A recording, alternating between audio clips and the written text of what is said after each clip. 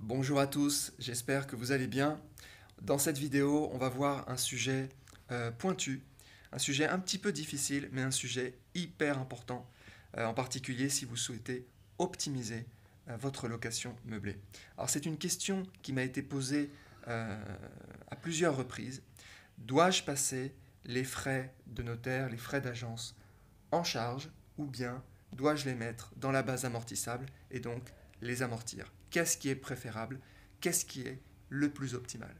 Eh bien, dans cette vidéo, on va apporter un éclairage à cette question en répondant à une autre question très très pertinente qui m'a été posée par l'une des personnes qui suit la formation. Et cette question, euh, c'est quelle est la priorité, l'ordre de priorité entre les déficits reportables et les amortissements excédentaires. Et la manière en fait dont est posée cette question, alors je vais expliquer tous les termes, je vais expliquer cette question, eh bien la réponse à cette question permet d'apporter un éclairage sur la première question, à savoir dois-je passer en charge ou dois-je amortir? Voilà.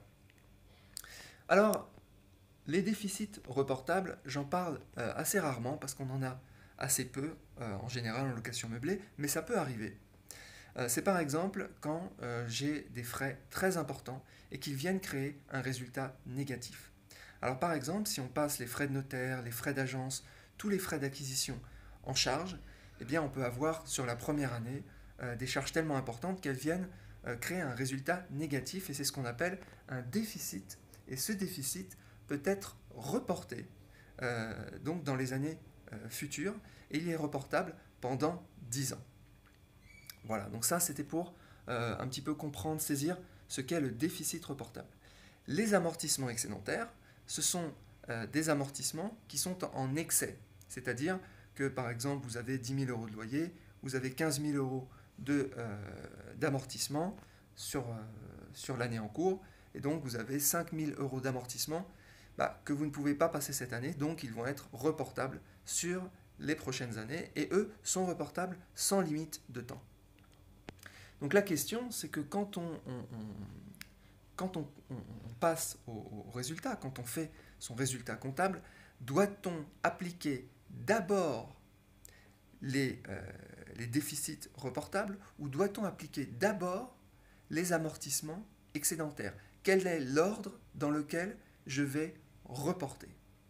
Alors, on peut se dire, mais pourquoi se poser cette question? Ça n'a pas, ça n'a pas vraiment d'intérêt. On peut reporter dans n'importe quel ordre.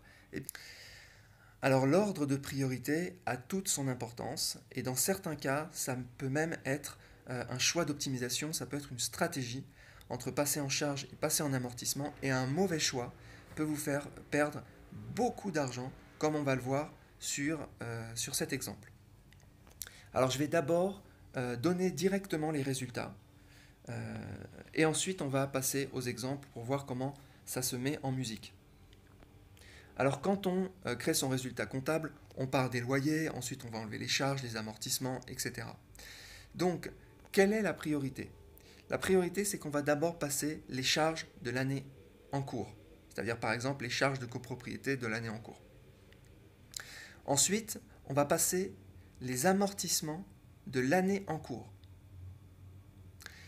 Priorité 3, on va ensuite passer les amortissements de l'année précédente, les amortissements excédentaires de l'année précédente. Et ensuite seulement, on va passer en charge les déficits reportables de l'année précédente. Donc très important cet ordre de priorité et on va voir pourquoi ça a son importance. En particulier, ne pas inverser la priorité 3 et la priorité 4, c'est-à-dire ne pas passer d'abord les déficits reportables avant les amortissements excédentaires de l'année N-1. Voilà. Alors, sur quoi je me base en fait pour définir ces priorités? Eh bien, il y a eu une décision du Conseil d'État entre la priorité 3 et la priorité 4 et il y a eu un redressement. Alors, je vous montre un petit peu le document. Voilà, donc là j'arrive sur le document du Conseil d'État qui date de 2015. Voilà.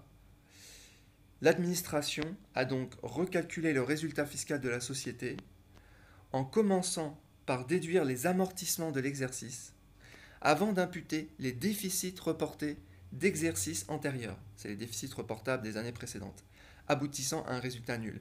Et en fait, ce qui avait été fait, c'était l'inverse, c'est-à-dire que la société avait d'abord reporté les déficits reportables des années précédentes et ensuite les amortissements excédentaires. Et si elle l'avait fait, c'est qu'elle avait une bonne raison de le faire et on va voir pourquoi et comment. Et l'idée, c'est de ne pas se retrouver dans ce cas et de ne pas se faire redresser. Alors, beaucoup d'entre vous sur la chaîne sont familiers avec les amortissements excédentaires. Vous avez vu ça donc, dans la formation pour ceux qui veulent comprendre comment amortir dans le cas d'une location meublée et comment effectuer les décompositions par composants, etc. Comment faire la comptabilité d'une location meublée. Je vous renvoie vers la formation, le lien est en description. Ça vous permettra de comprendre cette vidéo bien mieux parce que cette vidéo est un petit peu complexe. Il vaut mieux avoir suivi la formation pour comprendre la vidéo que je présente aujourd'hui. Alors on va voir déjà un cas très simple. C'est le cas que je présente, c'est un cas similaire à celui que je présente dans mes vidéos publiques et aussi dans la formation. Donc c'est un cas qui n'a pas de déficit reportable. Donc j'ai mis le cas 1, année N-1. Donc là, on fait comme si on fait la comptabilité de l'année dernière. Parce qu'ensuite, on va faire la comptabilité de l'année courante. Alors, on imagine qu'on a l'année dernière donc 10 000 euros de loyer, qu'on a des charges de 3 000 euros, qu'on a des amortissements de 8 000 euros. Quel est le résultat à la fin? Eh bien, si on se reporte aux priorités, on déduit d'abord les charges de l'année N, c'est-à-dire on fait 10 000 moins 3 000, ça fait 7 000 de résultat, et on enlève ensuite les amortissements de l'année N, ce sont les 8 000 euros. Donc 7 000 moins 8 000, ça fait 1 000 euros moins 1 000 euros. Donc 1 000 euros d'amortissement excédentaire et 0 euros de déficit reportable. Voilà. Donc ça, c'est vraiment le cas basique, le cas simple, le cas que je présente dans la formation. Maintenant, on va arriver dans un cas un petit peu plus complexe. C'est un autre cas, donc toujours sur l'année précédente. Je démarre toujours sur l'année précédente et ensuite on passe à l'année courante.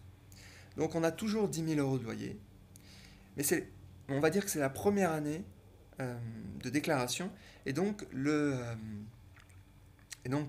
personne a décidé de passer en charge les frais de notaire et j'ai mis 15 000 euros. Voilà.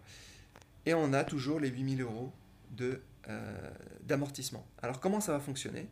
On fait toujours le loyer, moins les charges courantes.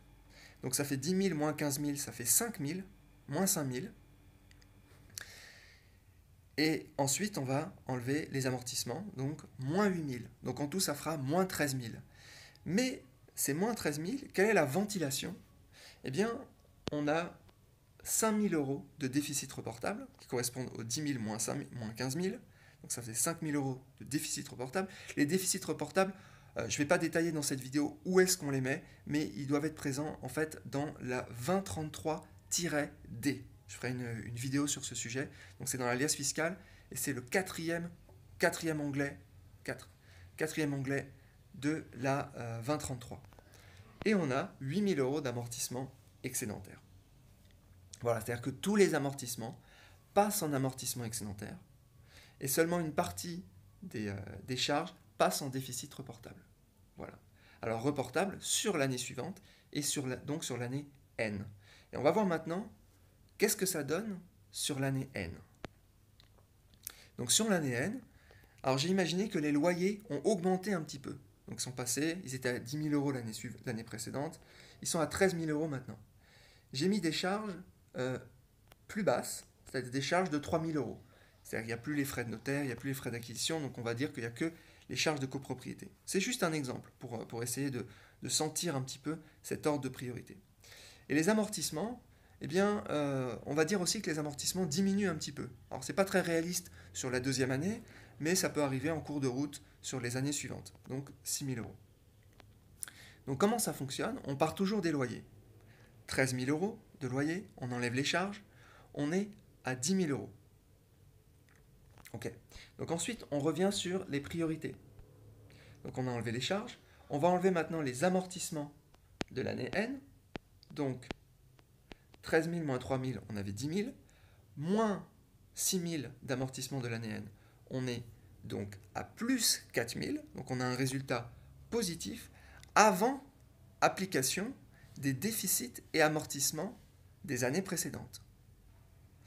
Et là, on va appliquer est-ce qu'on va appliquer d'abord les déficits reportables ou les amortissements? On va appliquer d'abord les amortissements, donc c'est la priorité 3. Donc on se retrouvait à plus 4 000. Et combien avait-on d'amortissement des années précédentes? On avait 8 000 euros d'amortissement excédentaire. Donc ça veut dire qu'on va faire 4 000 moins 8 000. Donc on est en moins 4 000. Mais en fait, ces moins 4 000, on sait que les amortissements excédentaires ne peuvent pas créer de résultats négatifs. Donc en réalité, on va se retrouver avec un résultat fiscal à 0. Et donc on consomme uniquement 4 000 euros des 8 000 euros d'amortissement excédentaire. Donc on va encore avoir 4 000 euros d'amortissement excédentaire pour l'année suivante. Et que se passe-t-il pour les déficits reportables? Eh bien, on ne les consomme pas. Pourquoi? Parce que la consommation des amortissements excédentaires de l'année N-1 ont suffi à ramener un résultat nul. Donc les déficits reportables de l'année précédente, qui étaient de 5 000 euros, eh bien, vont être reportés sur l'année suivante, donc l'année N+1. Voilà, parce qu'on n'en a pas eu besoin cette année. Alors vous allez me dire, ok, on n'en a pas eu besoin, on les reporte. Oui, mais c'est là qu'il y a une question d'optimisation. Et pourquoi? Eh bien, imaginez que durant les 10 prochaines années, les amortissements excédentaires suffisent à neutraliser le résultat, c'est-à-dire à ramener le résultat à 0. Donc, dans ce cas, on n'utiliserait pas les déficits. Et les déficits seraient reportés d'année en année. Et que se passerait-il lors de la 10e année? Eh bien, lors de la 10e année, vos déficits reportables, qui peuvent être de plusieurs dizaines de milliers d'euros, eh bien, seront perdus. Ouais, vous avez bien entendu. Ils seront perdus. Et donc ce serait très très dommage, puisqu'on ne pourrait plus les déduire des résultats futurs. Et là, on voit une petite différence entre les amortissements qui sont reportables sans limite de temps et les déficits qui ne sont pas reportables sans limite de temps, ils sont reportables seulement pendant 10 ans. Et donc, on risque toujours, tout dépend de votre cas, mais on risque de perdre ces déficits si on ne les consomme pas. Voilà. Alors, j'espère que vous avez compris, j'espère que je me suis bien exprimé, parce que c'est un sujet qui est un petit peu complexe, d'où on trouve, chez certains experts comptables, on trouve l'idée que c'est toujours mieux de passer, donc quand on a le choix entre les charges et les amortissements, eh bien c'est mieux de passer en amortissement, parce que on n'a pas le risque de perdre ces amortissements. Voilà. Alors c'est pas toujours le cas. C'est-à-dire qu'il y a des cas où ça peut être intéressant de passer en charge, même si on a le risque de perdre ces déficits reportables. Tout dépend de votre situation. Je vais prendre par exemple ma situation. Si vous avez des appartements qui sont assez peu rentables, moi j'ai des appartements qui sont à Paris, qui sont assez peu rentables, et donc chaque année, j'arrive assez facilement à un résultat nul grâce aux amortissements excédentaires. Et j'ai calculé, c'est entre 10 et 15 ans. C'est-à-dire pendant 10 et 15 ans, je ne vais pas payer d'impôts, c'est-à-dire je vais avoir des résultats qui sont nuls grâce aux amortissements. Donc si j'avais des déficits reportables, si j'avais fait le choix de passer des frais de notaire, des frais d'agence ou d'autres frais, donc en charge et pas en immobilisation qui s'amortit, j'aurais de façon certaine, j'aurais perdu ces déficits reportables. Ça aurait été très dommage. Et je les aurais perdus, car pendant 10 ans, je n'aurais pas pu les consommer. Voilà. À cause, toujours, de cette priorité 3 et de cette priorité 4. Ce sont d'abord les amortissements excédentaires de l'année N-1 qui s'appliquent avant d'appliquer les déficits. Voilà. Donc, j'espère que vous avez compris. J'espère que ça va vous permettre ça va vous éclairer par rapport à vos choix entre charges et amortissement, parce que je trouve que cet ordre de priorité offre un éclairage nouveau. Alors j'espère que vous avez apprécié cette vidéo et qu'elle va vous aider dans vos choix d'optimisation pour votre activité de location meublée, LMNP ou LMP.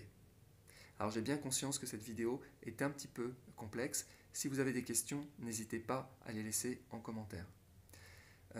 Il est préférable pour suivre cette vidéo de suivre des vidéos sur la comptabilité du LMNP. J'avais fait une vidéo il y a longtemps sur le sujet, vous pouvez la retrouver sur ma chaîne, ou bien de suivre, c'est le mieux, de suivre la formation que j'ai faite. Le lien est en description. Voilà, donc moi ça m'intéresse d'avoir vos retours et de savoir comment, suite à cette vidéo, vous avez décidé soit de passer en charge, soit de passer en amortissement, en particulier pour les frais d'acquisition. Voilà, je vous remercie, je vous souhaite une bonne journée et moi je vais continuer mes vacances.